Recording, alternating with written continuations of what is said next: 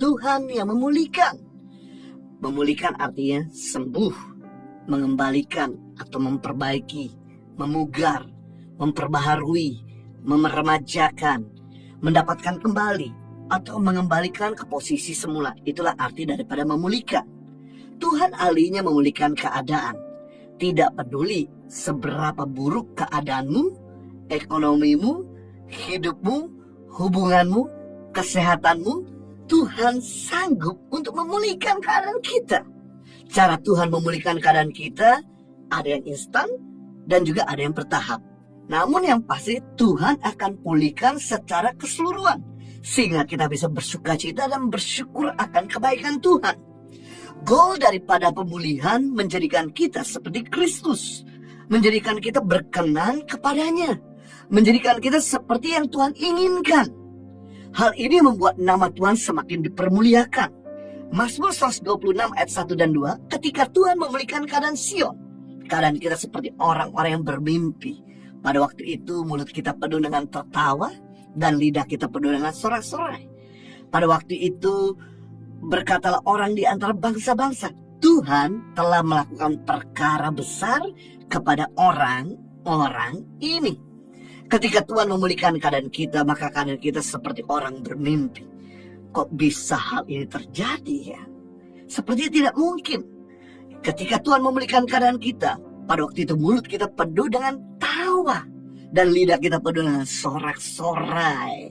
Pada waktu itu banyak orang berkata, Tuhan telah melakukan perkara besar kepada orang-orang ini. Pemulihan terjadi bukan karena hebat kita. Buktinya, kok kamu bisa hancur, kamu bisa gagal. Pemulihan terjadi karena kuasa Tuhan. Nah, setelah kita dipulihkan, kita wajib bersaksi agar nama Tuhan dipermuliakan dan banyak jiwa-jiwa percaya kepada Tuhan Yesus yang besar. Nah, saya mau bagikan pada kita semua bagaimana pemulihan itu terjadi. Yang pertama, pemulihan terjadi ketika kita bertobat. Pertobatan kunci pemulihan.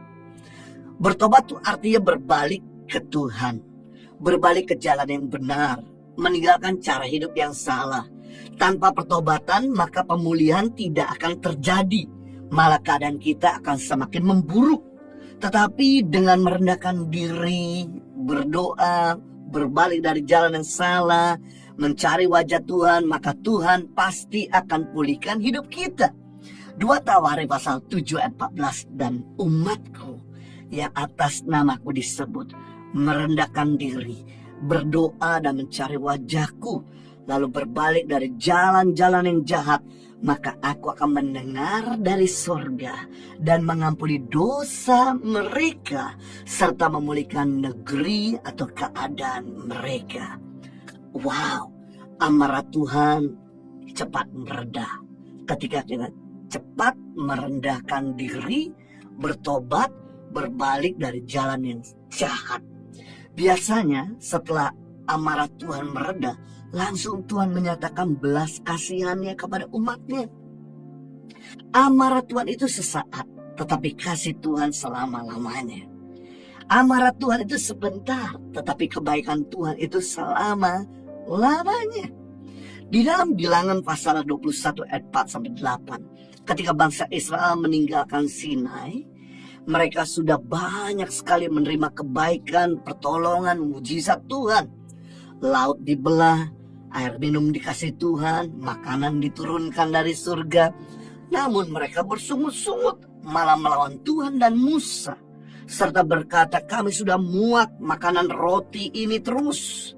Hidup di padang gurun kami sudah bosan, proses tidak selesai-selesai, mengapa kami harus keluar dari Mesir? Maka Tuhan menyuruh ular tedung memagut mereka, sehingga banyak dari mereka yang mati. Kemudian datanglah mereka kepada Musa dan berkata, kami telah berdosa, sebab kami berkata-kata melawan Tuhan dan engkau. Berdoalah kepada Tuhan supaya dijauhkannya ular-ular itu daripada kami. Lalu Musa berdoa untuk bangsa itu, maka Tuhan berfirman kepada Musa, buatlah ular tedung dan taruhlah itu pada sebuah tiang, maka setiap orang yang terpagut jika melihat tiang itu, mereka akan sembuh dan tetap hidup.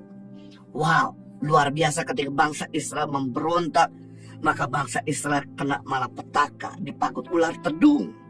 Dan mereka sadar ini semua karena ulah jahat mereka.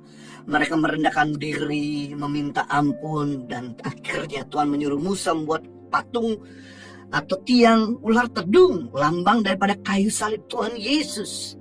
Barang siapa melihat tiang itu menjadi sembuh dan tetap hidup. Tuhan bisa marah karena ulah kita.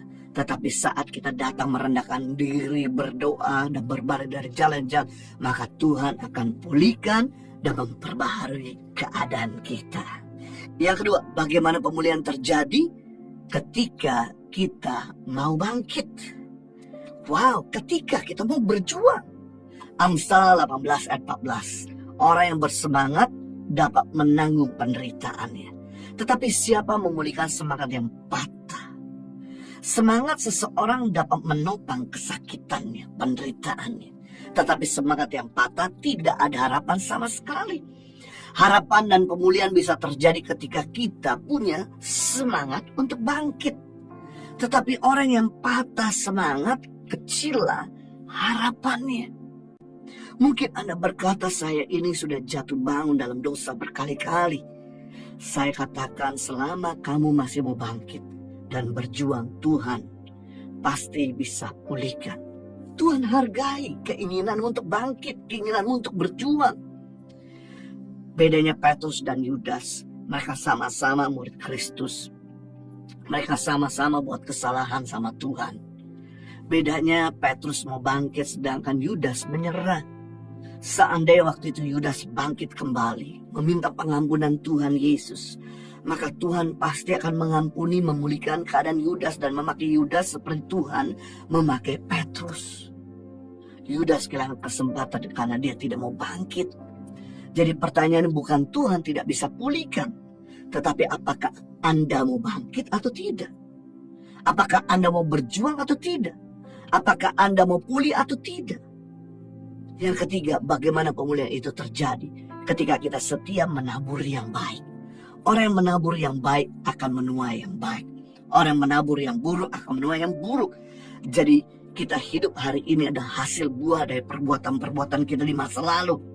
Berarti kalau besok, lusa, minggu depan, bulan depan, tahun depan kita mau kecap buah yang baik, belajarlah hidup berintegritas mulai saat ini.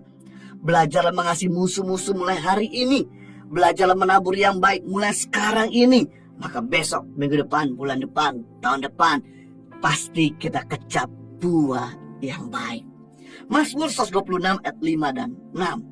Orang yang menabur dengan mencucurkan air mata akan menuai dengan sorak-sorai. Orang yang berjalan maju dengan menangis sambil menabur benih pasti pulang dengan sorak-sorai sambil membawa berkas-berkasnya.